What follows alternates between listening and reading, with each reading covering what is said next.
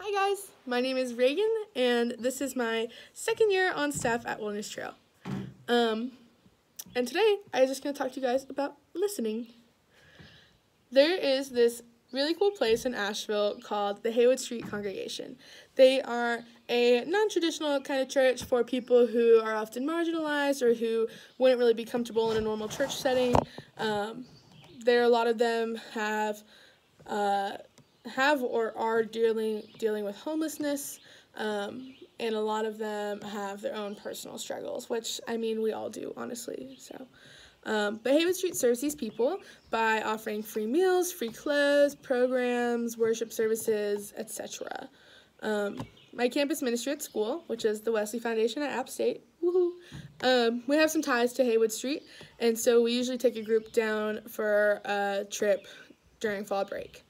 This past year when we went down, we had a great time, but there was this one day during our trip where we split into groups and we walked around Asheville.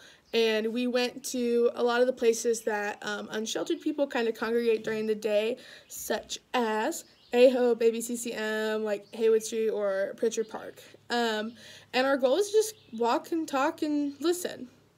One of the things I learned that day is that a lot of people don't want to be fixed or even given advice, but they love to have someone who will listen.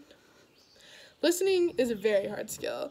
A lot of the times we are too caught up in what's going on around ourselves that we're not listening, or maybe we want to be the ones talking. But it's important to work on it because it will always come in handy during your life. On my fourth hike, Avery Harwood was my junior staff, and we had a really hard day. And I was all the way on the back, so far behind everyone else. And it was just me and Avery because Avery was obviously the sweep. But she could tell that I was having a hard time, and so she was trying to offer me ways to, like, distract myself. She was like, do you want to play a game? Do you want to sing a song? And I was like, Avery, listen, I'm about to lose it. Like, I am really struggling right now, and I can't talk to you and walk at the same time. And Avery took that in stride, and she was like, yeah, cool. How about I just talk and you listen? And that was perfect, and that is what we did for a long time. And I don't know how long because I never know the time on trail, but probably at least an hour. We just walked on our way to Raccoon Branch, and Avery told me her whole life story, starting from the day she was born up until the present moment. Listening is a very hard skill. And I know I said that already, but it's true. One of the hardest things about being in a relationship with God is listening, in my opinion, at least.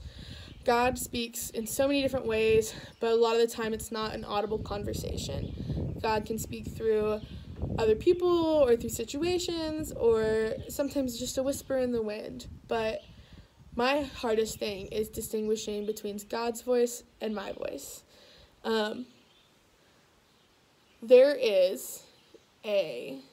We can learn a lot by listening to other people, especially people who are different from us.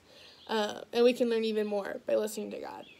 There's a story in the Bible that I'm sure a lot of you are familiar with, and it comes from Luke 10, 38 through 42, which, in my own words, the story is that Jesus comes to the home of Mary and Martha, and Martha is going all out, and she's like bustling about trying to get the kitchen looking nice and like dinner made and make it really tasty. And Mary, on the other hand, is just sitting at the feet of Jesus and listening to him.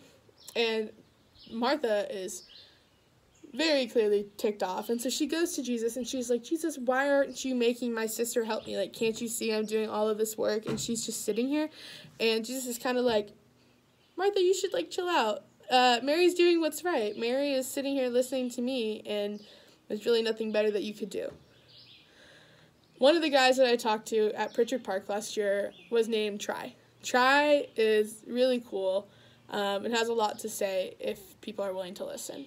He told us all about how he came from, I think, Tennessee to Asheville and kind of what his purpose in life was and like where he hopes to go next, and kind of how he's grown and seen God in the past couple years.